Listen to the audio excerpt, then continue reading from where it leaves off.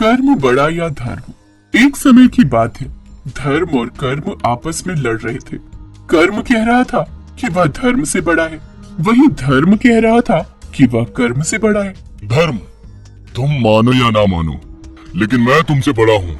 तुम मेरे आगे बिल्कुल छोटे हो, लेकिन तुम ये खुद से फैसला कैसे कर सकते हो कि तुम बड़े हो और मैं छोटा? और अगर तुम्हें ये बात सच साबित करनी है कि हम में से बड़ा कौन है, तो हमें न्यायाधीश राजा विक्रमादित्य के सभा में जाना होगा, जो इस बात का फैसला लेंगे कि हम में से कौन बड़ा है। उस समय राजा विक्रमादित्य जैसा न्याय कोई नहीं कर सकता था। उनके न्याय की चारों ओर चर्चा फैली हुई थी। हर कोई उनके पास न्याय मांगने जाता था और अंत में विक्रमादित्य जो भी फैसला सुनाते थे, उनका न्याय सुनकर सब बहुत खुश रहते थे। इस तरह से धर्म और कर्म लड़ते लड़ते थक जाते हैं। अंत में वह न्याय मांगने राजा विक्रमादित्य की सभा में जाते हैं। जब राजा विक्रमादित्य धर्म और कर्म को अपनी सभा में देखते हैं, तो वो उनसे उनका वहां आने का कारण पूछते हैं। बताओ धर्म और कर्म, तुम्हारे यहाँ आने का क्या कारण है? महाराज, हम आपसे न्याय चाहते हैं।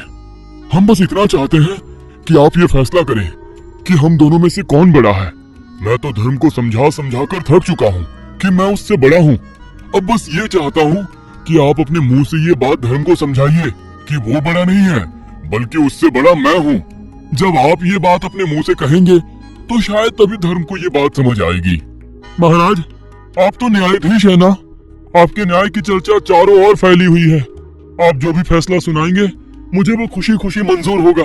बस आप इतना बता दीजिए कि हम दोनों में से कौन बड़ा है। धर्म और कर्म की बात सुनने के बाद राजा विक्रमादित्य चिंता में आ जाते हैं। थोड़ी देर कुछ सोचने के बाद राजा विक्रमादित्य धर्म और कर्म से कहते हैं, तुम दोनों चिंता ना करो। आज मैं तुम दोनों को बताऊंगा कि तुम दोनों में से कौन बड़ा है। चलो मेरे साथ।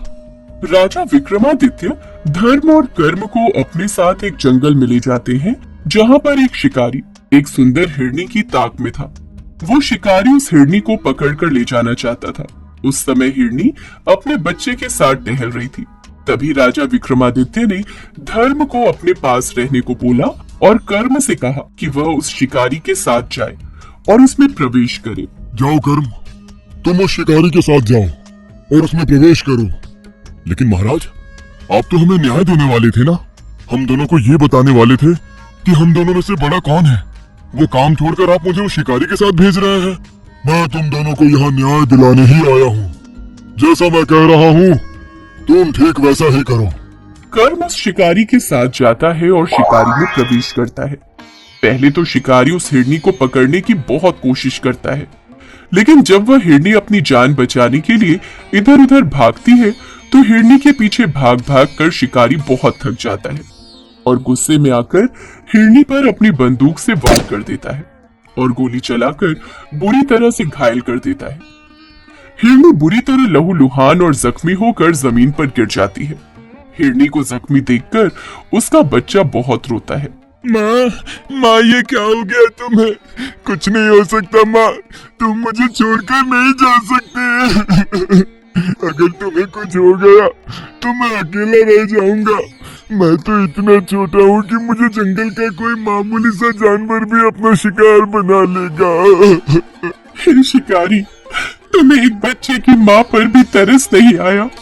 तुम आखिर होकर भी इतने अंधे हो गए कि तुमने ये जरा भी नहीं सोचा कि तुम अगर मुझे मार दोगे तो मेरे बच्चे का क्या होगा? वो तो इतना छोटा है कि अभी खुद से कुछ भी नहीं कर पाता है। कौन उसे खाना खिलाएगा, कौन उसकी देख रेख करेगा? तुमने एक बच्चे से एक माँ को अलग करने की कोशिश की है। एक बच्चे की माँ तुम्हें श्राप देती है।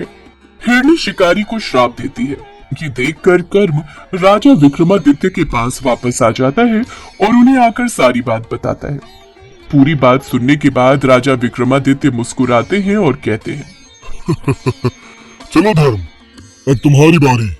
अब तुम शिकारी के पास जाओ और उसमें प्रवेश करो।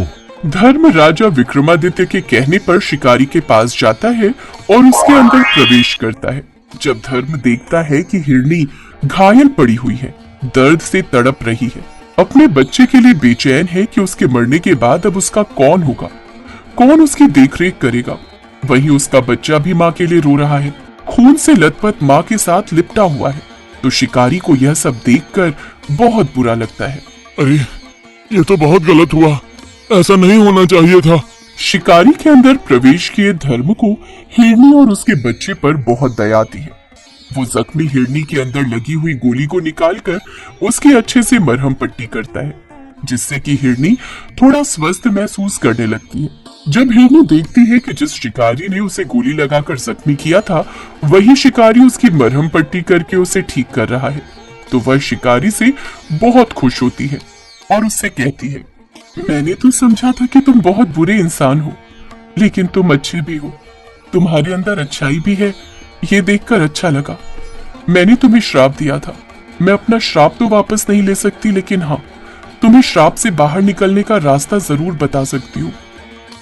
शिकारी अब हर रोज हिरनी की मरहम पट्टी करता है, जिससे हिरनी पहले जैसी बिल्कुल स्वस्थ हो जाती है। हिरनी शिकारी द्वारा की गई सेवा से प्रसन्न होकर उसे उस श्राप से बाहर निकलने का रास्ता दिखाती है।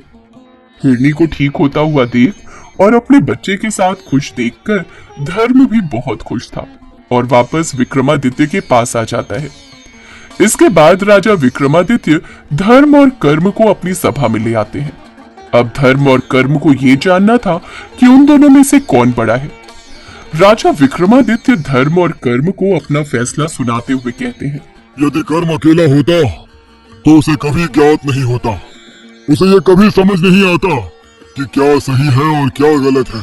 धर्म के साथ होने पर ही सही फैसला लिया जा सकता है कि जो हम कर रहे हैं वो हमारे लिए, हमारे समाज के लिए और हमारे देश के लिए सही या गलत है। अगर कर्म के साथ धर्म ही उस शिकारी के अंदर प्रवेश करता तो वो शिकारी कभी भी हिरनी पर वार नहीं करता, लेकिन कर्म के अकेले होने पर उसे ये ज्ञात नहीं रहा कि क्या सही है और क्या गलत है। इसलिए शिकारी ने हिरनी पर गुस्से में आकर वार कर दिया और उसे बुरी तरह से घायल करके लहूलुहान कर दिया। इसलिए धर्म और कर्म में हमेशा धर्म ही बड़ा है। राजा विक्रमादित्य के मुंह से सच्चे न्याय की बात सुनकर कर्म को अपनी गलती का एहसास होता है और वो धर्म से माफी मांगता है। मेरे भाई धर्म, मैं गलत था, हमेशा खुद को ही बड़ा मानता रहा, लेकिन मेरी आंखों पर जो पट्टी बंधी थी वो आज खुल गई है। तुम ही बड़े हो, मैं तो तुम्हारे सामने कुछ भी नहीं हूँ। फिर इस तरह से दोनों भाई धर्म और कर्म में गहरी मित्रता हो जाती है और दोनों एक साथ अच्छे से रहने लगते हैं।